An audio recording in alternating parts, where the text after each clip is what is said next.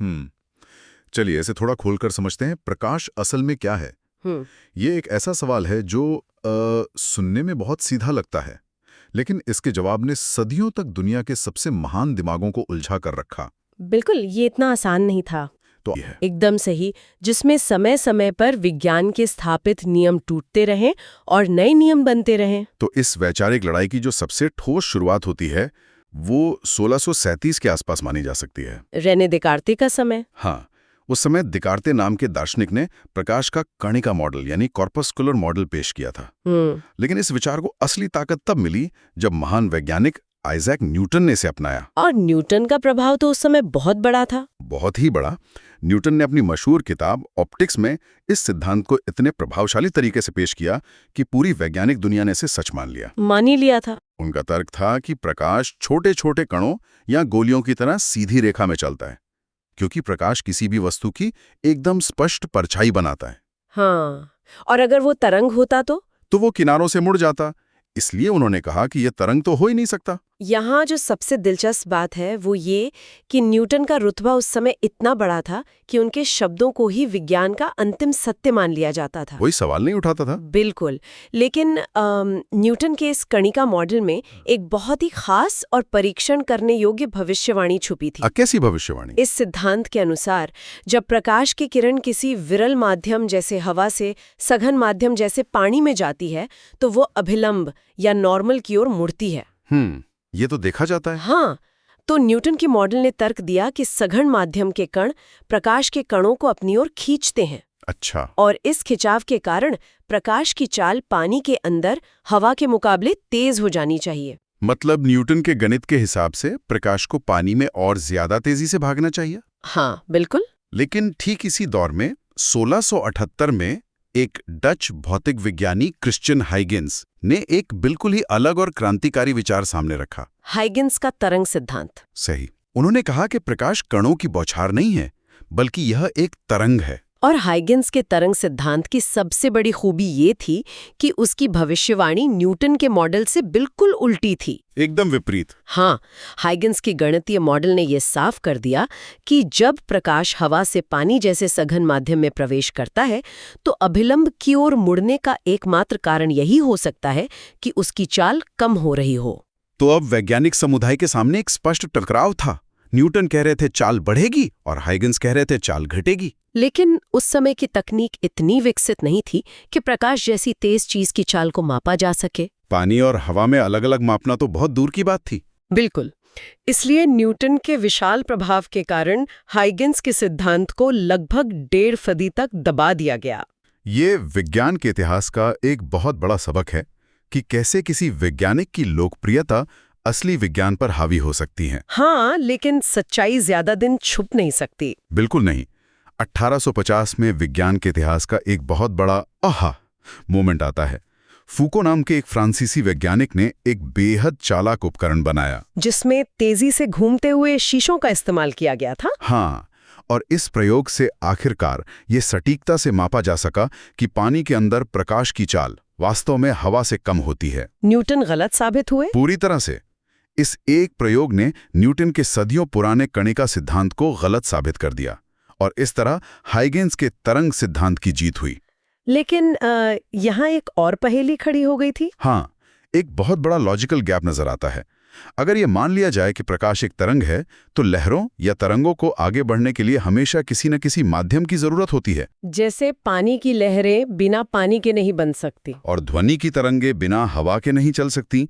तो फिर प्रकाश जो कि एक तरंग है वो अंतरिक्ष के उस गहरे निर्वात से होकर धरती तक कैसे पहुंचता है जहां कोई हवा नहीं है, जहां कोई माध्यम है ही नहीं? क्या वहां कुछ ऐसा है जो लहर रहा है? ये उस समय का सबसे बड़ा सरदर्द पैदा करने वाला सवाल था। वैज्ञानिक इस माध्यम को खोजने के लिए इतने बेताब थे कि उन्होंने ईथर नाम के एक काल्पनिक माध्यम की कल्पना तक कर ली थी। ईथर? हाँ। लेकिन इस रहस्य से पूरी तरह पर्दा उठाया जेम्स क्लर्क मैक्सवेल ने 1864 के आसपास। बिल्कुल। मैक्सवेल ने विद्युत चुंबकीय तरंगों का अपना सिद्धांत दुनिया के सामने रखा। उन्होंने गणित से साबित किया कि प्रकाश को चलने के लिए किसी भी भौतिक माध्यम की कोई जरूरत ही नहीं है। तो बिना माध्यम के ये तरंग आगे कैसे बढ़ती है? मैक्सवेल ने समझाया कि प्रकाश वास्तव में समय और स्थान के साथ बदलते हुए विद्युत क्षेत्र और चुंबकीय क्षेत्र का एक खूबसूरत नृत्य है। क्या बात है। जब एक विद्युत क्षेत्र बदलता है तो वो अंतरिक्ष में एक नया चुंबकीय क्षेत्र पैदा करता है, और जब वो चुंबकीय क्षेत्र बदलता है तो वो वापस एक नया विद्युत क्षेत्र पैदा कर देता है। ये दोनों क्षेत्र एक दूसरे को लगातार उत्पन्न करते हुए बिना किसी बाहरी सहारे के प्रकाश की गति से आगे बढ़ते चले जाते हैं। ये सच में किसी जादू से कम नहीं लगता। मतलब प्रकाश खुद ही अपना रास्ता और अपना माध्यम बनाते हुए चलता है। एकदम सही। अब जब ये पूरी तरह स्पष्ट हो गया कि प्रकाश एक विद्युत चुंबकीय तरंग है, तो हाइगन्स के उस मॉडल पर वापस लौटते हैं जिसने सबसे पहले इसे तरंग माना था। हाँ, हाइगन्स ने प्रकाश के आगे बढ़ने के तरीके को समझाने के लिए तरंगाग्र यानी वेव फ्रंट का एक बहुत ही दिलचस्प कंसेप्ट दिया था। इसे समझने के लिए अक्सर शांत तालाब में पत्थर फेंकने का उदाहरण दिया जाता है। जब किसी शांत तालाब में पत्थर फेंका जाता है तो पानी में गोल लहरें फैलती हैं, और उन लहरों के सबसे ऊंचे बिंदुओं को मिलाने वाला गोल घेरा तरंगाग्र कहलाता है। बिल्कुल। लेकिन अगर इस मॉडल को गहराई से देखा जाए तो यह ज्यामिति का एक बहुत ही सुंदर उदाहरण है। हाँ, इसे सिर्फ लहरों तक सीमित रखना इसके असली गणितीय सौंदर्य को कम करना होगा। हाइगन्स का तरंगाग्र असल में उन सभी बिंदुओं का एक समूह है जहां तरंग एक ही समय पर एक ही कला या फेज में कंपन कर रही होती है। एक ही फेज में। हाँ, यदि प्रकाश का स्रोत एक बहुत ही छोटा बिंदु है तो वो तरंगाग्र एक बढ़ते हुए गोले के रूप में चारों तरफ फैलेगा, जिसे स्फेरिकल वेव फ्रंट कहते हैं। बिल्कुल। लेकिन अब विचार किया जाए सूरज जैसे एक विशाल और बेहद दूर स्थित स्रोत पर, जो करोड़ों किलोमीटर दूर है। सूरज से निकलने वाला वो गोलाकार तरंगाग्र सफर तय करते करते इतना बड़ा हो जाता है कि जब उसका एक छोटा सा हिस्सा धरती से टकराता है तो उसकी गोलाई लगभग खत्म हो चुकी होती है। वो एकदम सपाट दीवार की तरह आगे बढ़ता है, जिसे समतल तरंगाग्र या प्लेन वेव फ्रंट कहा जाता है।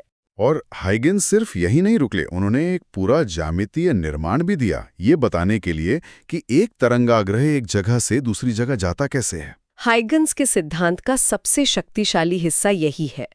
उनका मॉडल कहता है कि किसी भी मौजूद तरंगाग्र का हर एक बिंदु अपने आप में एक नए द्वितीयक स्रोत या सेकेंडरी सोर्स की तरह काम करने लगता है। अच्छा। इन अनगिनत नए बिंदुओं से छोटी छोटी नई तरंगें निकलती हैं जिन्हें तरंगिकाएं या वेवलेट्स कहते हैं। और ये तरंगिकाएं प्रकाश की चाल से आगे बढ़ती हैं। हाँ, अगर कुछ समय बाद इन सभी नई तरंगिकाओं के बाहरी किनारों को छूती हुई एक रेखा खींची जाए तो वो नई रेखा ही अगले तरंगाग्र की नई स्थिति होती है। हालांकि रिसर्च दस्तावेजों में ये भी साफ तौर पर बताया गया है कि हाइगन्स के शानदार ज्यामितीय मॉडल में एक छोटी सी तकनीकी खामी रह गई थी। वो बैकवेव वाली खामी। बिल्कुल। जब ये द्वितीयक तरंगिकाएं सभी दिशाओं में फैलती हैं तो वे सिर्फ आगे की तरफ ही नहीं बल्कि पीछे की तरफ भी एक तरंग बनाती हैं। अगर ऐसा है तो प्रकाश को आगे जाने के साथ साथ पीछे भी लौटना चाहिए, जो कि होता नहीं है। हाइगन्स के पास इसका कोई ठोस गणितीय जवाब नहीं था, तो उन्होंने बस ये मान लिया कि पीछे की दिशा में आयाम शून्य होता है। बाद में किरचॉफ जैसे वैज्ञानिकों ने जटिल गणित का उपयोग करके साबित किया कि हाइगन्स का वो अनुमान सही था और तरंगे केवल आगे की ओर ही प्रभावी रूप से बढ़ती हैं। तो इस सब का क्या मतलब है? इन तरंगाग्रों और तरंगिकाओं के मॉडल ने भौतिकी की पुरानी समस्याओं को कैसे सुलझाया? इसी तरंग मॉडल का सबसे बड़ा योगदान ये रहा कि इसने अपवर्तन और परावर्तन के नियमों को गणितीय रूप से सिद्ध कर दिया। स्नेल का नियम? हाँ, स्नेल का नियम जो कहता है कि आपतन कोण की ज्या और अपवर्तन कोण की ज्या का अनुपात स्थिर होता है, उसे हाइगन्स के मॉडल से पूरी तरह डिराइव किया जा सकता है। जब एक समतल तरंगाग्र किसी सघन माध्यम से तिरछा टकराता है तो उसका एक हिस्सा पहले अंदर घुसता है और धीमा हो जाता है, जबकि दूसरा हिस्सा अभी भी बाहर तेज चल रहा होता है। और इसी वजह से पूरी प्रकाश की किरण मुड़ जाती है। इसमें एक बहुत ही महत्वपूर्ण तथ्य छिपा है। जब प्रकाश किसी विरल माध्यम से सघन माध्यम में प्रवेश करता है तो उसकी चाल कम हो जाती है और उसकी तरंगदैर्घ्य यानी वेवलेंथ भी सिकुड़कर छोटी हो जाती है। बिल्कुल। लेकिन प्रकाश की आवृत्ति या फ्रीक्वेंसी में कोई बदलाव नहीं आता, ये बिल्कुल नहीं बदलती। ऐसा क्यों? ये समझना बहुत जरूरी है। आवृत्ति दरअसल उस स्रोत का हस्ताक्षर या सिग्नेचर होती है जिसने उस प्रकाश को पैदा किया है। मतलब ये माध्यम पर निर्भर नहीं करती? नहीं, प्रति सेकंड कितने कंपन हो रहे हैं ये उस परमाणु या इलेक्ट्रॉन पर निर्भर करता है जहां से प्रकाश निकला है। एक बार प्रकाश स्रोत से बाहर आ गया तो उसकी आवृत्ति तय हो जाती है। और जब वो सघन माध्यम में जाता है तो उसे धीमा होना पड़ता है। हाँ, और क्योंकि आवृत्ति को स्थिर रहना है, इसलिए तरंग दैर्ध्य को मजबूरन छोटा होना पड़ता है। समझ गया। इसके अलावा इसी तरंग सिद्धांत ने क्रांतिक कोण और पूर्ण आंतरिक परावर्तन को भी समझाया। ये वही घटना है जिसके कारण आज इंटरनेट की फाइबर ऑप्टिक केबल काम कर पाती हैं। जहां प्रकाश बिना बाहर निकले केबल के अंदर ही टकरा कर आगे बढ़ता रहता है। बिल्कुल। आवृत्ति का स्थिर रहना वाकई एक शानदार कॉन्सेप्ट है। अब तरंगों के इस व्यवहार में एक और बहुत ही दिलचस्प घटना का जिक्र आता है, व्यतिकरण या इंटरफेरेंस। हाँ, आम धारणा ये होती है कि अगर दो प्रकाश की किरणें एक ही जगह पर मिल जाएं, तो वहां रोशनी और ज्यादा बढ़ जाएगी। मतलब प्रकाश और प्रकाश मिलकर हमेशा और ज्यादा प्रकाश बनाएंगे। लेकिन तरंग प्रकाशिकी हमें बताती है कि ये हमेशा सच नहीं होता। अगर हम इसे बड़ी तस्वीर से जोड़ें, तो जब दो तरंगे एक ही समय पर एक ही स्थान पर मौजूद होती हैं, तो वे एक दूसरे के ऊपर अध्यारोपित हो जाती हैं। इसे अध्यारोपण का सिद्धांत या प्रिंसिपल ऑफ सुपरपोजिशन कहते हैं। और इसके दो बहुत ही चरम नतीजे हो सकते हैं। हाँ, पहली स्थिति, अगर एक तरंग का ऊपरी हिस्सा, जिसे श्रृंग कहते हैं, दूसरी तरंग के ऊपरी हिस्से से बिल्कुल सही तालमेल में मिलता है, तो वे जुड़ जाते हैं। इसे संपोषी व्यतिकरण या कंस्ट्रक्टिव इंटरफेरेंस कहते हैं। इस स्थिति में नई तरंग की तीव्रता मूल तरंगों की 4 गुना तक हो सकती है। वहां बहुत तेज चमक पैदा होती है। और दूसरी स्थिति वो है जो हमारे सामान्य ज्ञान को पूरी तरह चुनौती देती है। बिल्कुल। दूसरी स्थिति में अगर एक तरंग का ऊपरी हिस्सा दूसरी तरंग के निचले हिस्से या गर्त से ठीक उसी समय टकराता है, मतलब आउट ऑफ फेज, हाँ, तो वे एक दूसरे के प्रभाव को पूरी तरह से काट देते हैं। इसे विनाशी व्यतिकरण या डिस्ट्रक्टिव इंटरफेरेंस कहते हैं। इस बिंदु पर तीव्रता एकदम शून्य हो जाती है। इसका सीधा सा मतलब है कि दो अलग अलग प्रकाश स्रोत मिलकर एक पूर्ण अंधकार पैदा कर सकते हैं। ये भौतिकी के सबसे खूबसूरत विरोधाभासों में से एक है। बिल्कुल है। लेकिन यहाँ एक बहुत ही व्यावहारिक सवाल खड़ा होता है। अगर एक अंधेरे कमरे में दो अलग अलग बल्ब या सोडियम लैंप जला दिए जाएं, तो क्या दीवारों पर रोशनी और अंधेरे की पट्टियां या फ्रिंजें दिखाई देंगी? थ्योरी के हिसाब से तो प्रकाश की तरंगें आपस में टकरा रही हैं। हाँ, तो कहीं संपोषी और कहीं विनाशी व्यतिकरण होना चाहिए। लेकिन ऐसा कभी नहीं होता। हमें दीवार पर सिर्फ एक समान रोशनी दिखाई देती है। इसका कारण यह है कि सामान्य प्रकाश स्रोतों से निकलने वाले प्रकाश में जो कला या फेज होती है, वो बहुत तेजी से बदलती रहती है। 1 सेकंड के अरबवें हिस्से में ही फेज बदल जाता है। इस वजह से दीवार पर बनने वाला व्यतिकरण का पैटर्न इतनी तेजी से रोशनी से अंधेरे में बदलता है कि हमारी आंखें उसे पकड़ ही नहीं पाती। आंखें केवल उस पूरी प्रक्रिया का एक औसत देख पाती हैं, जो कि एक समान रोशनी होती है। एक स्थिर और स्पष्ट व्यतिकरण पैटर्न देखने के लिए हमें कला संबद्ध स्रोत या कोहेरेंट सोर्सेज चाहिए होते हैं। और कला संबद्ध स्रोत का मतलब है ऐसे दो स्रोत जिनके बीच का कलांतर समय के साथ बिल्कुल न बदले, वे हमेशा एक ही ताल में रहें। लेकिन दो अलग अलग बल्ब कभी भी इतने परफेक्ट तालमेल में नहीं हो सकते। तो इसका समाधान क्या था? यहीं पर 1801 में ब्रिटिश वैज्ञानिक थॉमस यंग ने अपनी गजब की बुद्धिमत्ता दिखाई।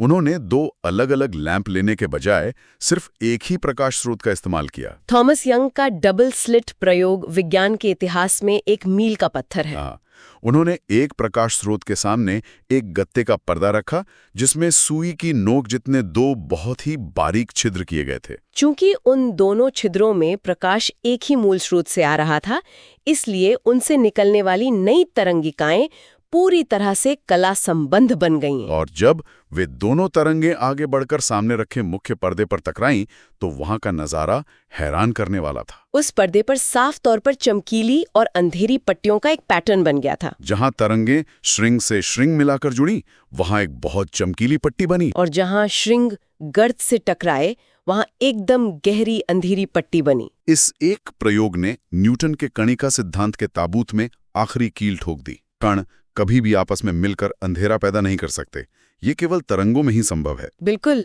यहां से बात सच में बहुत रोचक हो जाती है। व्यतिकरण ने ये तो साबित कर दिया कि प्रकाश तरंग है, लेकिन क्या प्रकाश हमेशा एक सीधी रेखा में ही चलता है? न्यूटन का सबसे बड़ा तर्क यही था कि प्रकाश की परछाई के किनारे एकदम शार्प होते हैं। हाँ, कि वो ध्वनि की तरह मुड़ता नहीं है। लेकिन जब प्रकाश किसी बहुत ही पतले छिद्र या सिंगल स्लिट से होकर गुजरता है, या किसी तीखे किनारे से टकराता है तो वो वास्तव में मुड़ जाता है। वो उन छाया वाले क्षेत्रों में भी फैल जाता है जहां उसे नहीं होना चाहिए। प्रकाश के किनारों से मुड़ने की इस घटना को विवर्तन या डिफ्रैक्शन कहा जाता है। विवर्तन की घटना तरंग प्रकाशिकी का एक और बहुत ही महत्वपूर्ण हिस्सा है।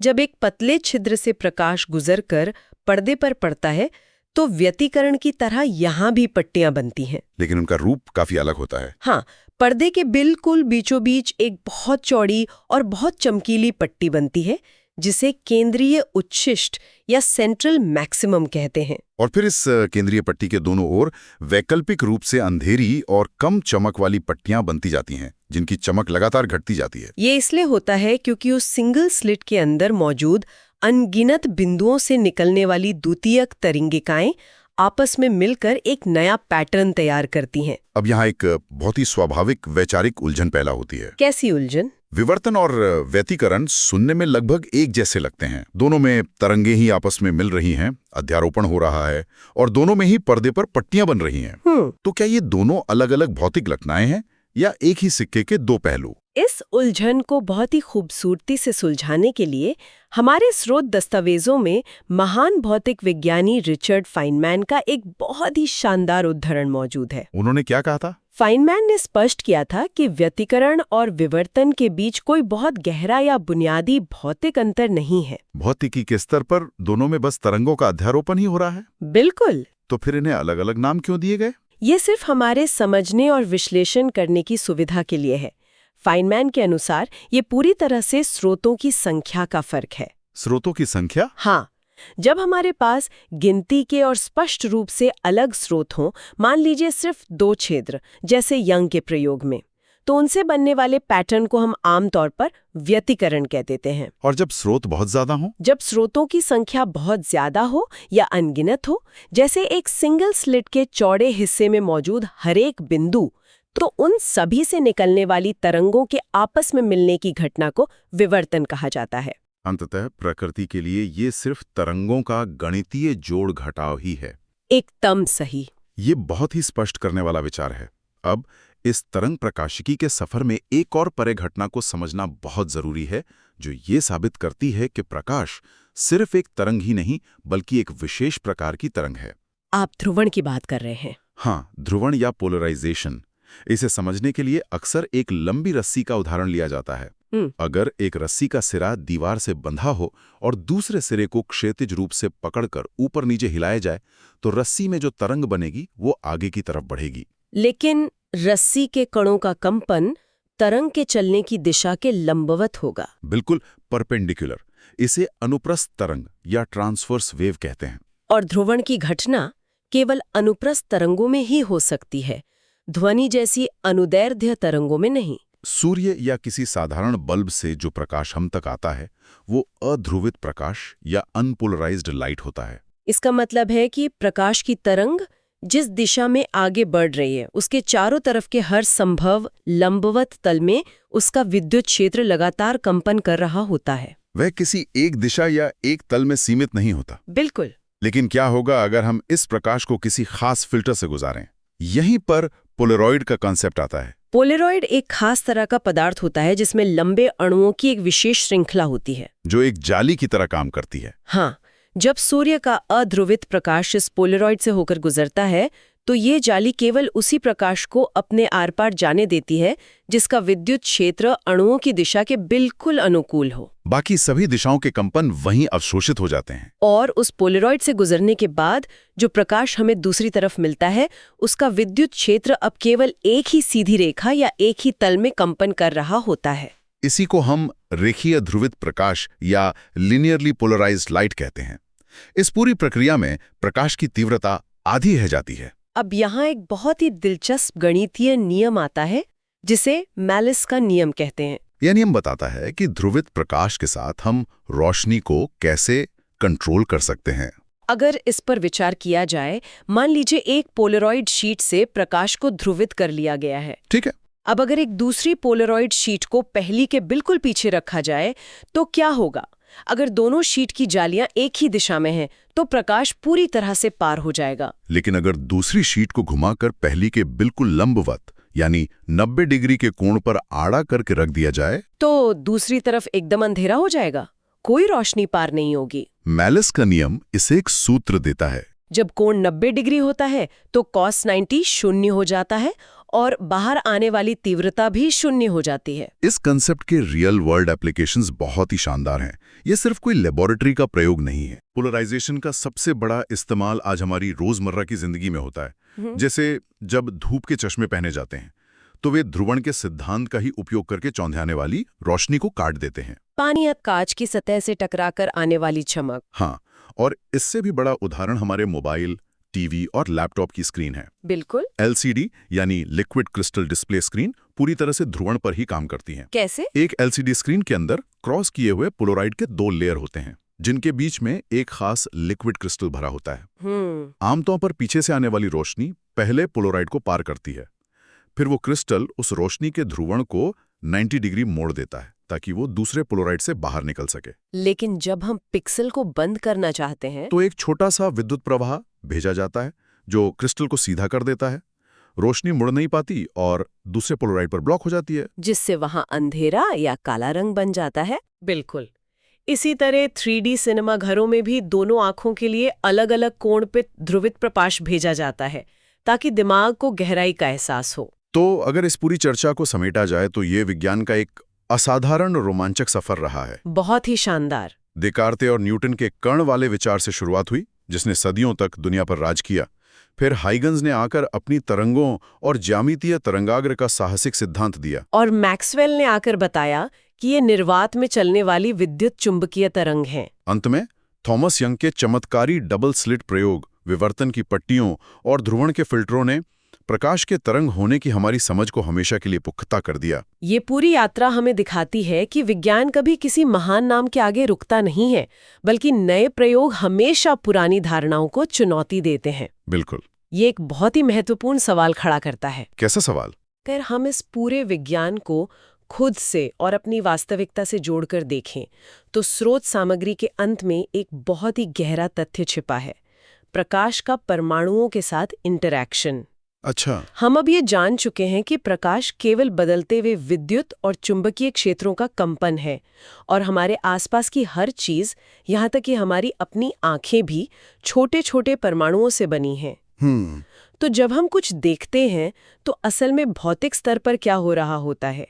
हमारी दृष्टि और कुछ नहीं बल्कि हमारी आंखों के रेटिना के अंदर मौजूद परमाणुओं और इलेक्ट्रॉनों का बाहर से आ रही उन अदृश्य विद्युत चुंबकीय तरंगों की आवृत्ति के साथ ताल से ताल मिलाकर नृत्य करना है। ये सचमुच सोचने पर मजबूर कर देने वाला और एक बहुत ही काव्यात्मक विचार है ना? हम जो कुछ भी इस दुनिया में देखते हैं, रंग, आकार, परछाइयां, वो सब कुछ बस परमाणुओं का प्रकाश की अदृश्य धुन पर थिरकना मात्र है। बिल्कुल। तो अगली बार जब कोई धूप का चश्मा पहना जाए, LCD स्क्रीन को देखा जाए या किसी शांत तालाब में उठती हुई लहरों और उनसे टकराते प्रकाश को देखा जाए, तो प्रकृति के इस अदृश्य, वैज्ञानिक और जादुई तरंग नृत्य को जरूर याद किया जाना चाहिए। जरूर। आज के इस गहन विश्लेषण में हमारे साथ इस जटिल लेकिन खूबसूरत विषय को डिकोड करने के लिए जुड़ने का शुक्रिया। मिलेंगे अगले एपिसोड में।